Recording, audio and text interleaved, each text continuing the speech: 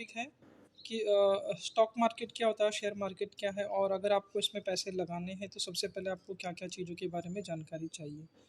सो अगर आपको stock market में इन्वेस्टमेंट करना है तो सबसे पहले आप समझ लीजिए कि यहाँ पर इंडिया में अगर आप देखोगे तो यहाँ पर 2 मार्केट हैं, एनएससी और बीएसई। सो जो एनएससी है उसे हम लोग बोलते हैं नेशनल स्टॉक एक्सचेंज, वैसे ही बीएसई है बॉम्बे स्टॉक एक्सचेंज। सो ये दोनों भी मार्केट है जहाँ से हम किसी भी कंपनी के शेयर्स मतलब उसकी हिस्सेदारी खरीद और बेच सकते हैं। सो ध्यान में रखिए, जैसे कि आपने कभी कभी न्यूज़ में सुना होगा निफ्टी और सेंसेक्स। तो ध्यान में रखिए, निफ्टी एक इंडेक्स है जिसके अंदर इंडिया की 50 टॉप 50 कंपनीज आती हैं, और ये निफ्टी जो है वो एनएससी मार्केट है उसका इंडेक्स है। वैसे ही यहाँ पर देखो, आप देखोगे तो सेंसेक्स, तो सेंसेक्स जो है वो बीएसई के अंदर आ जाता है, वो बीएसई, तो यहाँ पर सेंसेक्स के अंदर टॉप 30 कंपनीज होती है। सो इस तरह से अपना इंडियन मार्केट है जहाँ पर एनएससी और बीएसई होता है। तो निफ्टी एनएससी का है और सेंसेक्स बीएसई के अंदर आता है। तो ये कंसेप्ट थोड़ा सा पता होना ज़रूरी है। अब यहाँ पर हमें इन्वेस्टमेंट क्यों करना है, सबसे मेन फोकस क्या है कि हम यहाँ पर एक अच्छा रिटर्न कमा सकते हैं 10 से 15% का, बड़े एक अच्छे नॉलेज के साथ में। सो देखो, आपको सबसे पहले इन्वेस्टमेंट करने से पहले आपको क्या क्या चीज़ों के बारे में जानकारी रखनी है।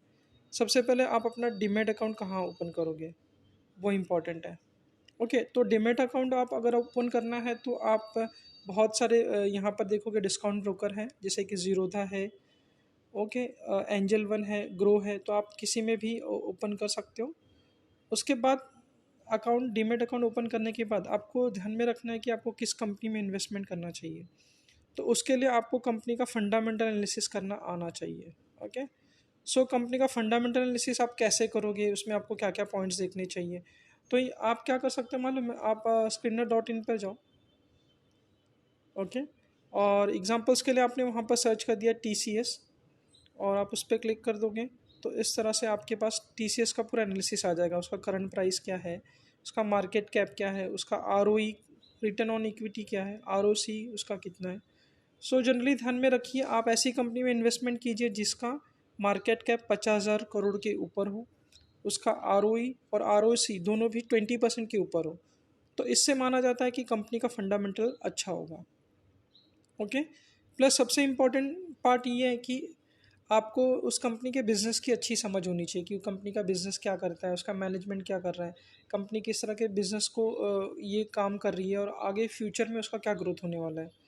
तो ये फंडामेंटल एनालिसिस आपको हर एक कंपनी का एक करना चाहिए बिफोर इन्वेस्टमेंट।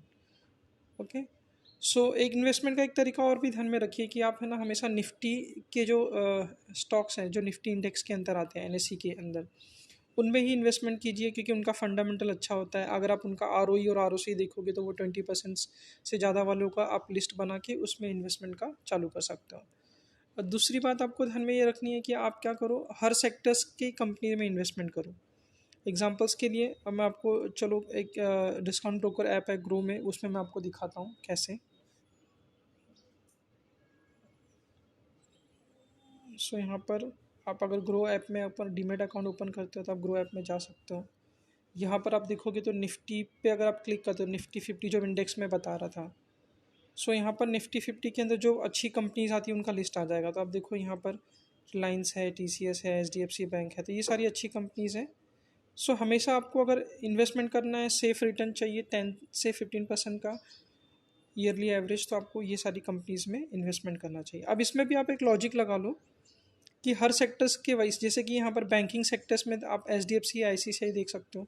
वैसे ही अगर आईटी सेक्टर है तो आप इन्फोसिस देख सकते हो। एफएमसीजी सेक्टर्स में आप आईटीसी देख सकते हो। टेलीकॉम में भारतीय एयरटेल है। फाइनेंस सेक्टर्स में अगर आपको देखना है तो आप यहाँ पर बजाज फाइनेंस देख सकते हो। सो ऐसे ही आपको क्या करना है, हर सेक्टर्स की अलग अलग कंपनीज का डिवाइड कर लेना चाहिए। तो हर एटलीस्ट आप 5 मिनिमम सेक्टर ले लो, और हर सेक्टर में कि दो दो कंपनी डिसाइड कर लो। जैसे कि आईटी में आप टीसीएस ले लो, इन्फोसिस ले लो, और बैंकिंग में एच डी एफ सी आई सी से ले लो। वैसे ही एफ एम सी जी में आप हिंदुस्तान यूनिलिवर और आई टी सी ले सकते हो। सो और फाइनेंस में आप बजाज फाइनेंस ले लो, और जैसे कि यहाँ पर अगर आप देखोगे तो ऑटो सेक्टर्स में आप टाटा मोटर्स ले सकते हो। ओके, महिंद्रा एंड महिंद्रा ले सकते हो। तो ऐसे अपनी इंडिया में तो बहुत सारे सेक्टर्स हैं, तो एटलीस्ट आप 5 सेक्टर्स ले लो और हर सेक्टर्स की दो दो कंपनीज इस तरह से पिक कर लो। ओके, एक और सिंपल सा टिप्स देता हूँ आपको, ये अच्छे स्टॉक्स में उस दिन इन्वेस्टमेंट करो जिस दिन इनका 5 से 10% ये डाउन हो, मतलब आपको अच्छी स्टॉक्स सस्ते में मिल जाएंगे। ओके, तो ये भी बहुत इंपॉर्टेंट है कि आप राइट टाइम पे इन्वेस्टमेंट करो। ओके, तो आपको निफ्टी 50 के स्टॉक्स में करना है और ध्यान रखना है कि वो जिस दिन 5 से 10% गिरे। ओके, तो आज के वीडियोस में इतना ही।